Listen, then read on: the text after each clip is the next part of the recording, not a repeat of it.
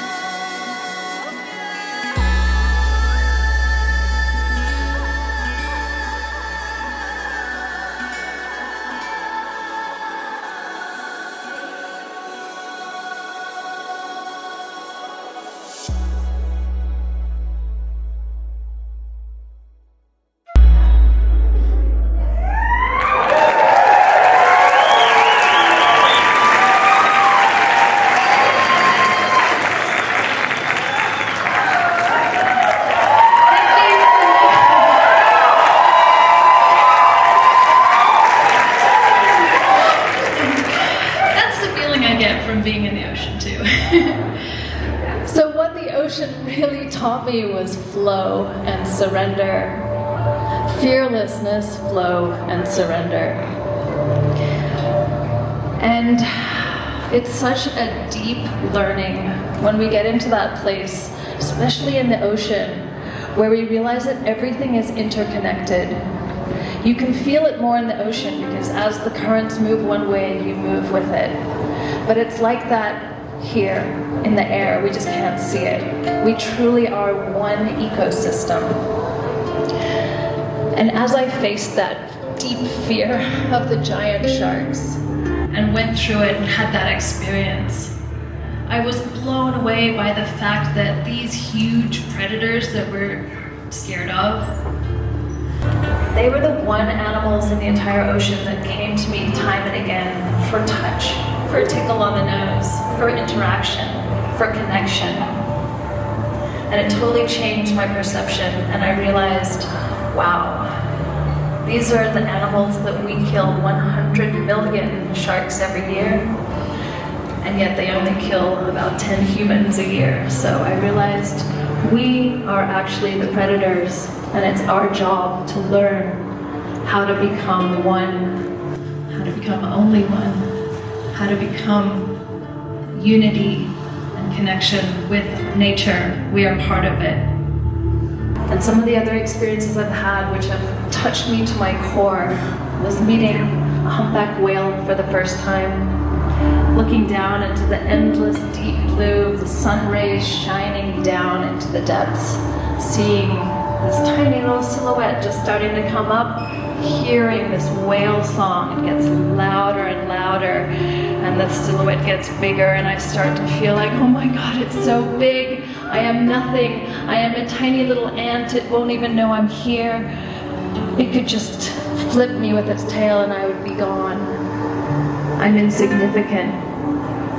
And yet, as it came up and I was bathed in whale song, it put its wingtip out, judged the distance between us, and looked me in the eye.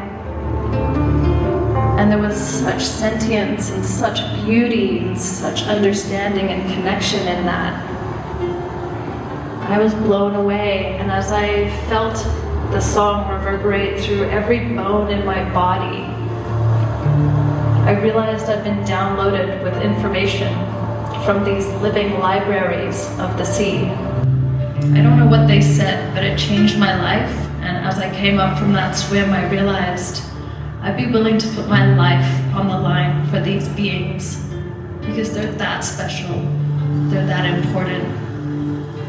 And I had these beautiful experiences of swimming with manta rays, putting my hand up and it just floating across the tips of my fingers and seeing its grace and its beauty and how it's so harmless.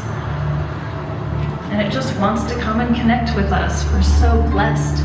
We don't need to go to another planet to find wild alien life. We have the most divine, beautiful, intelligent beings wanting to spend time with us. And so I implore you all, you don't have to be in the ocean. Animals and nature are all around us. And that feeling of presence, sinking into flow, it's available to us at any moment. With another human, with a tree, with a squirrel, with a whale. Just inhabit that place where you find awe and love and connection. Oh, thank you so much. Thank you.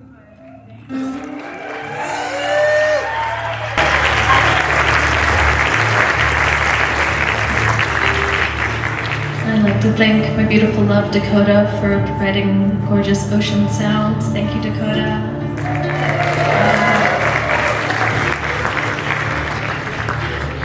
Thank you so much.